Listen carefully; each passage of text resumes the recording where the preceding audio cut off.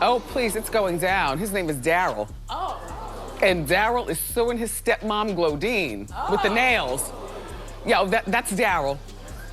All right, there's Glodine.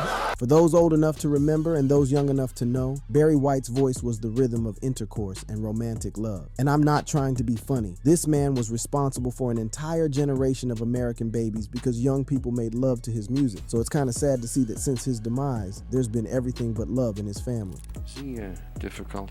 Sometimes. But most times he's much pleasant. When did you meet him? Oh, in 69. It is Barry's second wife, Glodine White, that has been at the center of the entire family descent into chaos. And more specifically, one of his kids has been threatening to go after her. In the most shocking twists of events, Barry White's son, Daryl White, has sent a disturbing message about his dad that might just upend his legacy. What is it? And what specifically are we talking about? We are about to find out. Chaos in the family. I would like to invite Barry's wife, Glodine White, up on the stage to accept this star on his behalf. In memory of our late honorary mayor, Johnny Grant, we hereby declare this Barry White Day in Hollywood.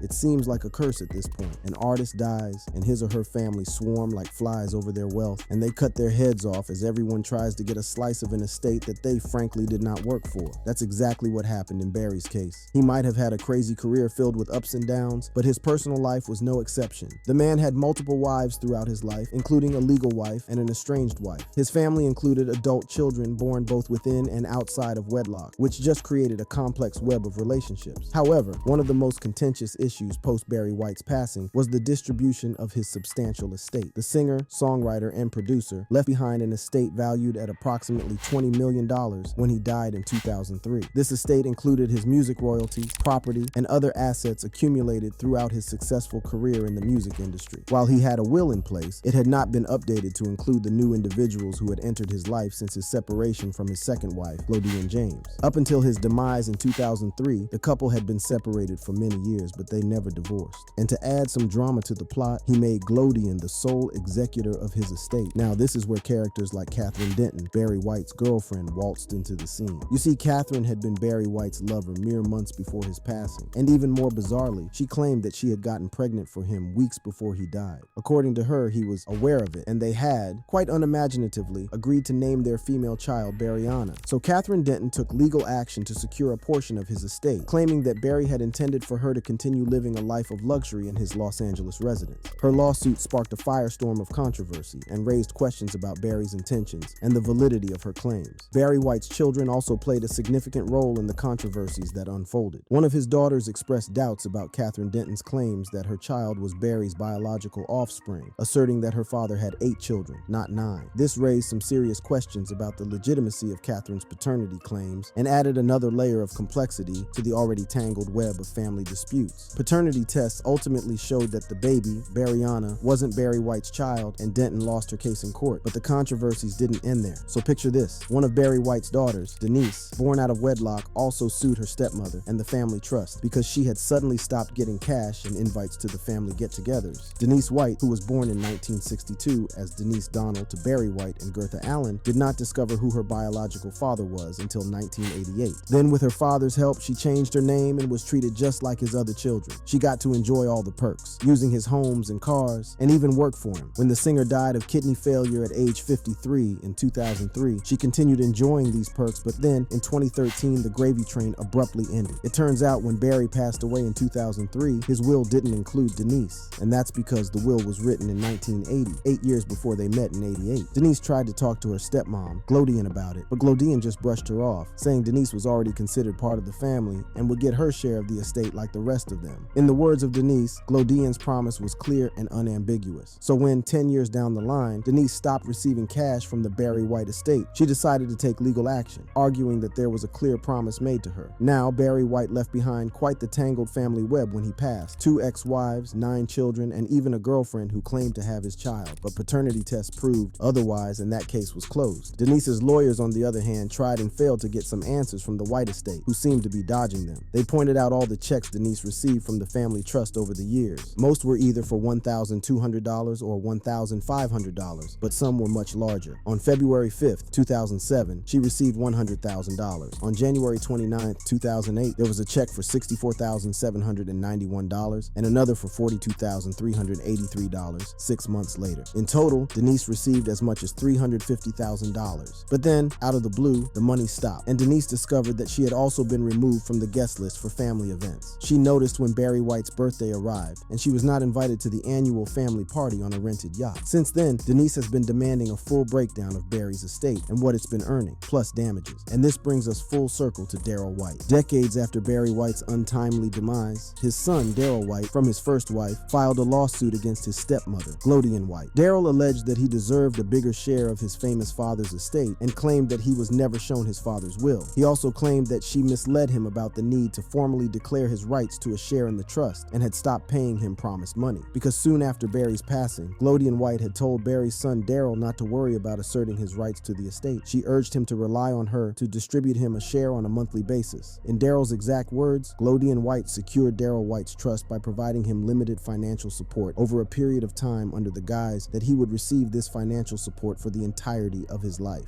Funny enough, Glodian White gave him the agreed upon amount for 10 years, but the payments became sporadic before finally drying up altogether around September 2015. After the money stopped coming in, Daryl began claiming he was in a financial pinch and that he was now almost broke and homeless on the streets of Las Vegas after payments made to him from the estate dried up. Now, I don't know how closely you've been listening, but you probably already see the similarities with Denise. And if you wanted to play their advocate, you wouldn't be wrong to say that it seems Glodian deliberately postponed the lawsuits 10 years into the future. In September 2015, Daryl asked the court to give him access to the will and make a proper accounting of what he was due. According to him, Glodian was using up the money to support a lavish lifestyle, which just added another layer of scandal to the already messy situation. So how did they get here? How did Barry White's family find themselves at the sore end of what seems like an intriguing soap opera? How did Barry White himself leave his family at the mercy of Glodian White, a wife he had already separated from at least 15 years before his sudden demise? How it all began. When Barry first met us, you could just see that, he had a little kind of glimmer in his eyes when he looked at Glodian. Messy stories like these often have simple beginnings. And long before Barry met Glodian, he was known as Barry Eugene Carter, a native of Galveston, Texas, born on the 12th of September, 1944. His early life was nothing short of a roller coaster ride. Growing up in the vibrant Watts neighborhood of South Central Los Angeles, Barry found solace in music. His mother, Sadie Marie Carter, had a penchant for classical tunes, and young Barry eagerly listened to her extensive collection. It was here that his fascination with music began to take root. Barry's musical talents became apparent at a young age. At just 11 years old, the story goes that he played the piano on Jesse Belvin's 1956 hit single, Goodnight My Love. However, Barry denied any involvement in writing or arranging the song, believing that the story had been blown out of proportion by overzealous journalists. Despite the ambiguity surrounding his early career, Barry's talent couldn't be denied. He attended Jacob A. Reese High School, an all-boys academy in Southeast Los Angeles. It was during his teenage years that his voice underwent a dramatic transformation, deepening considerably. Looking back, Barry himself would say that he had a normal squeaky kid voice as a child. Then as a teenager, it completely changed. He said his mother cried because she knew her baby boy had become a man. I woke up one morning, like any other morning, and I spoke to my mother, and it horrified both of us. It was unbelievable. My chest vibrated. It was this deep, velvety voice that would eventually become his trademark, captivating audiences around the world. But Barry White's path to success was not without its detours. At the age of 16, he found himself behind bars for a daring heist involving $30,000 worth of Cadillac tires. This brush with the law would prove to be a turning point in his life. When I turned 17, I looked around me, and everywhere I looked, it was depression. People who were just going around in circles. I just felt that it was a better way of life. I had to make a change or go down. While serving his sentence, Barry had a transformative experience. He heard Elvis Presley's It's Now or Never on the radio, and that moment left an indelible mark on his soul. It inspired him to pursue a career in Hollywood and the entertainment industry. On his 18th birthday, instead of returning to high school, Barry made a pilgrimage of sorts to the Capitol Records headquarters in Hollywood. Standing across the street from the office, he gazed at it for hours, absorbing the lively atmosphere that surrounded it. This experience ignited a fire within him, and he was determined to make his mark mark in the music industry. Following his release from prison, Barry White abandoned his involvement in gang activities and embarked on a music career. Upon release from prison in 1960, White joined the Upfronts. The group found little success, and White went on to work for several independent labels doing artist and repertoire work. In the early 1960s, he recorded singles under his own name, often backed by vocal groups like the Atlantics and the Majestics. Barry's talent as a producer also began to shine through. He collaborated with labels like Delphi Records and Bronco Records, working with various artists and playing a pivotal role in discovering talents like Felice Taylor. In 1972,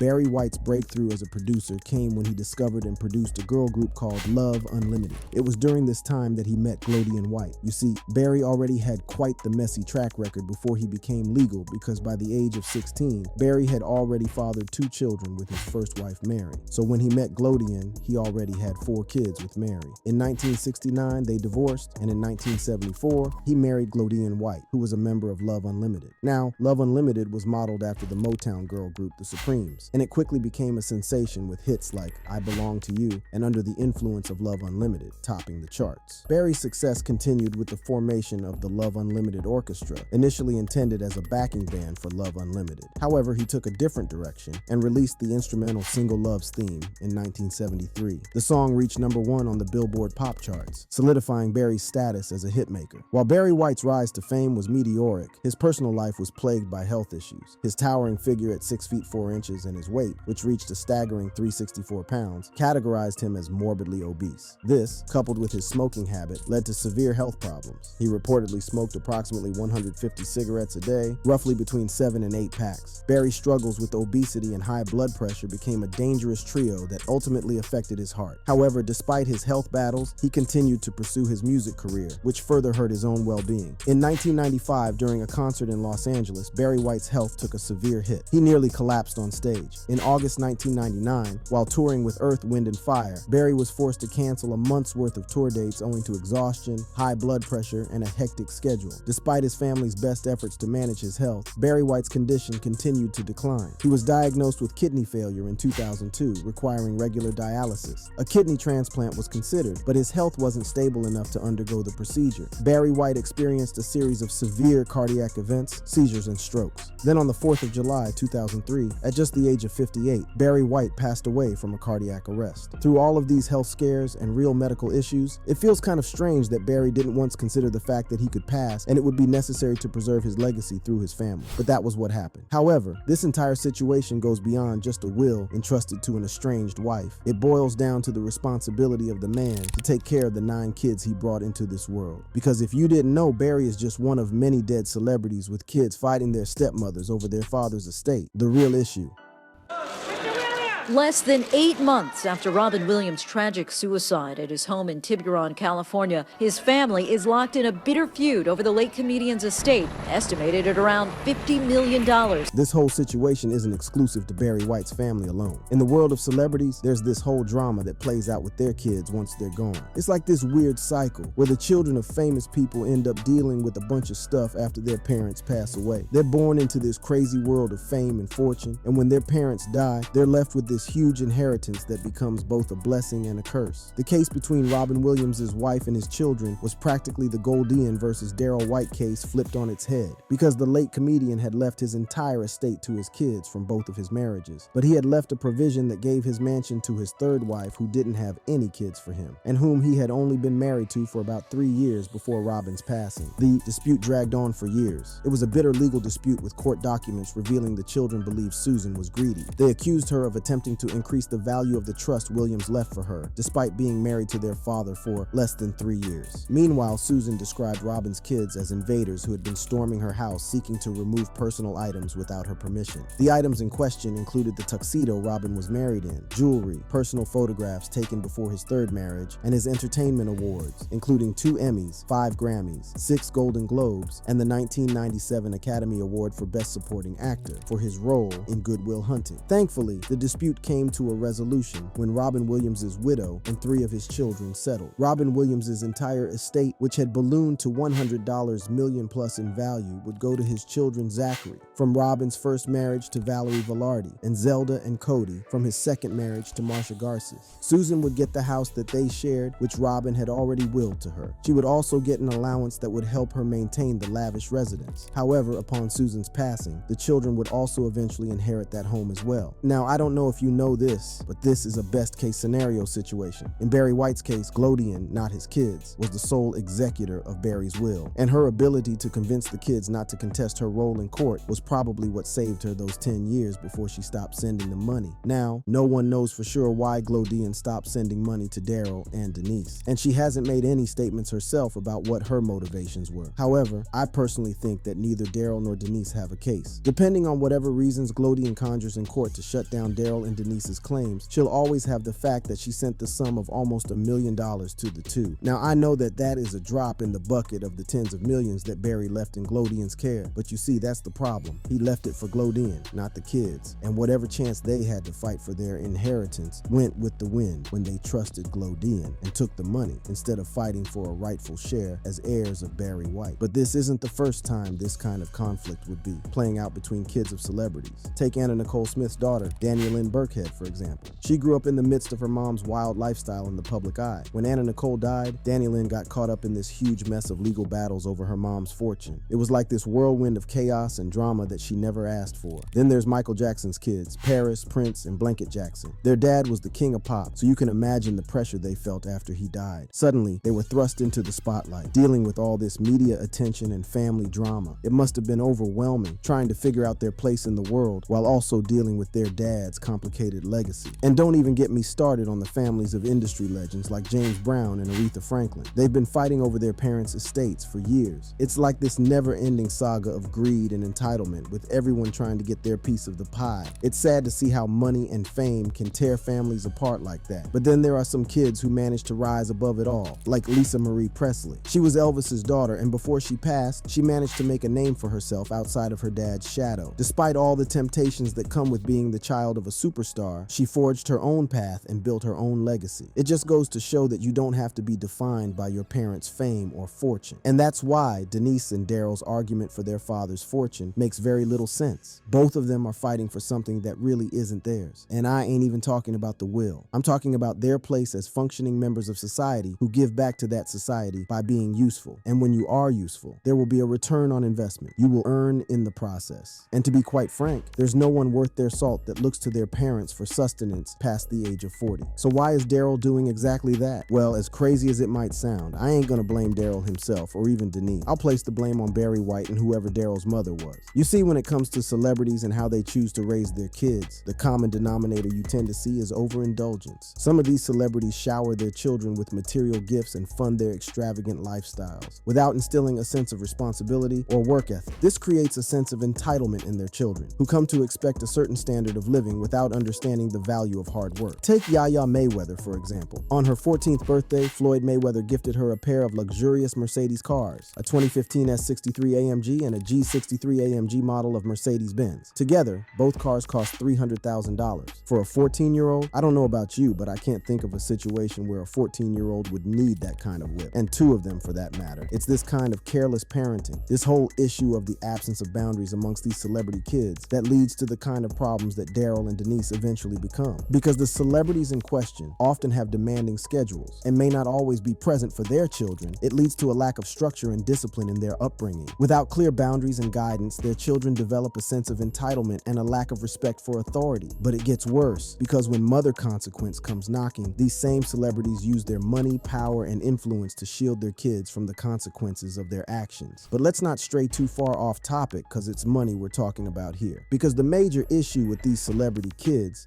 like Daryl White, is a lack of financial responsibility. Heck, many of these celebrities themselves don't know jack about the subject, and their kids inherit unrealistic expectations about wealth and their entitlement to it. These celebrities also unintentionally hinder their children's independence by micromanaging their lives or providing excessive financial support. This prevents their children from developing a strong sense of self-reliance and could contribute to feelings of entitlement. And I think most, if not all, of the points we just stated is the root cause for Daryl and Denise's problematic perspective on the whole situation. But there's also one other issue that begs addressing, and it's the issue of how celebrities like Barry White just can't seem to keep it in their pants, if you know what I mean. Now, you must know that I am not dissing the legend. I'm just arguing that when anyone decides to have more than one kid, they must realize that they have created more than one responsibility that they must ensure is a useful addition to society. In Barry White's case, and I have said it before, the legendary singer had not one, not two, but 9 kids with different ladies. And so we shouldn't be surprised that he has kids that don't even know that it is embarrassing to not have a life outside of their father's fortune. It's a messy situation that should and can be avoided, but Barry White is not even alone. We might not be seeing the issue right now because they are still alive, but entertainers like Eddie Murphy and Nick Cannon, who have a whole soccer team's worth of kids with different women, are just asking for issues when they pass. And let's not forget about Flavor Flav. This dude has got like 7 kids with different ladies. That's a whole basketball team right there, because you know what happens when these celebs have kids all over the place. It leads to a whole bunch of issues. I'm talking about paternity tests, custody battles, and of course, lots and lots of child support drama. It's like a soap opera, but with more lawyers involved. So moral of the story, folks, if you're gonna be a celebrity, maybe try to keep it in your pants, or at least be responsible with protection, because having too many kids with too many women, it's a recipe for disaster. Just ask Barry White's family.